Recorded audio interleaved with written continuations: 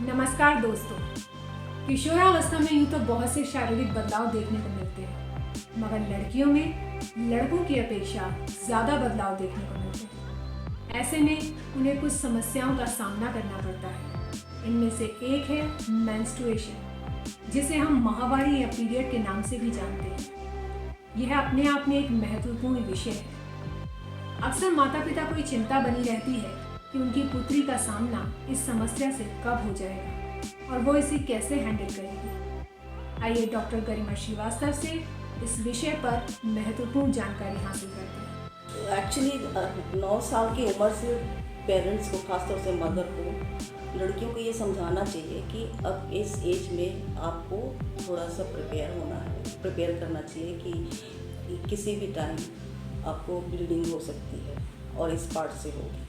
इस एज में sex education बहुत ज़रूरी होती है। तो अगर आपने उनको बताया ही नहीं है तो suddenly she will bleed, then she will be afraid, बहुत ज़्यादा अफ्रेड होगी।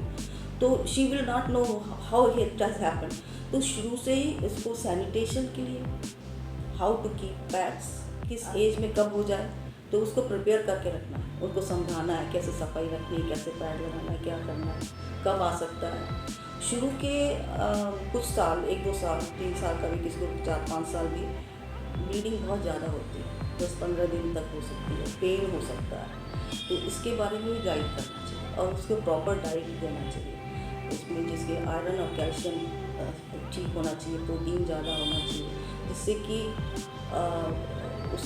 उसको कमजोरी ना आए, यानी एनीमिया ना डेवलप हो। क्योंकि शुरू के कुछ दिनों में जब तक कि ओवरी डेवलप नहीं करती फुल्ली, यानी कि ओवम आना शुरू हो जाएंगे, तब वो थोड़ा सा ब्लीडिंग ठीक होती है। उससे पहले यानी कि ब्लीडिंग ज़्यादा हो सकती है, ज़्यादा दिन तक हो सकती है।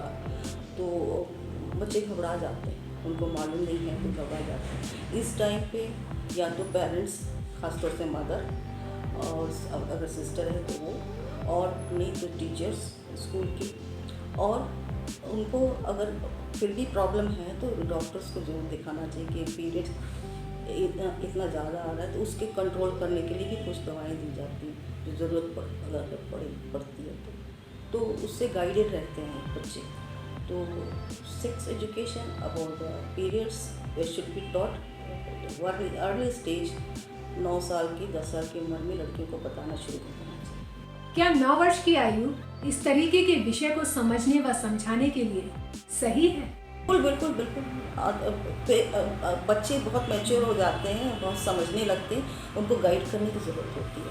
और स्कूल में इसका ज़रूर गाइडेंस होना चाहिए। स्कूल में ज़रूर इसकी टीचिंग होनी चाहिए कि ये ऐसे आपकी एज है, इस टाइम आपको ये चेंजेस आएंगे और आपको ऐसे बिहेव करना है।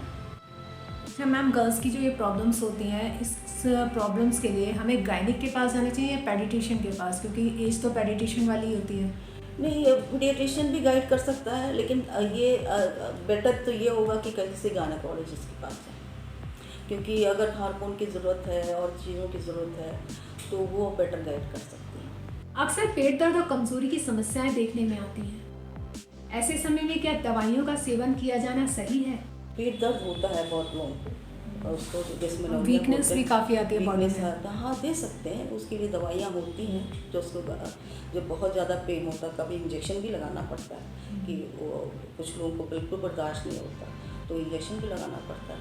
और अगर ज़रूरत पड़ती है तो हार्मोन भी देना पड़ता है कि जैसे कि उनका पीरियड भी रेगुलर हो और दर्द भी ना हो। ज़्यादातर घर के बड़े ऐसे समय पर आराम करने की सलाह देते हैं। Yes, this is very important to tell them that they should keep a good hygiene।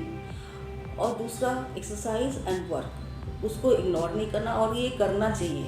तो अगर आप ज़्यादा लेटोगे, सोओगे तो उसमें ज़्यादा प्रॉब्लम होती है, उसमें ज़्यादा दर्द होता है। इस पीरियड में ज़्यादा एक्टिव होना चाहिए, ज़्यादा एक्टिव, ज़्यादा एक्सरसाइज, मतलब कि किसी चीज़ के लिए मना ही नहीं। ज़्यादा एक्टिव रहने से ये होता है कि जो फ्लो है बैक नहीं जाता।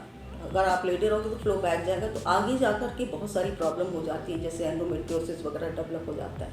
तो वो इस वजह से होता है कि जो पीरियड के टाइम पे दे आर यानी they are told to take rest at home, लेटे रहो, ये करो, सफाई का ध्यान नहीं होता, पैड चेंज करने की कोई बताया नहीं जाता।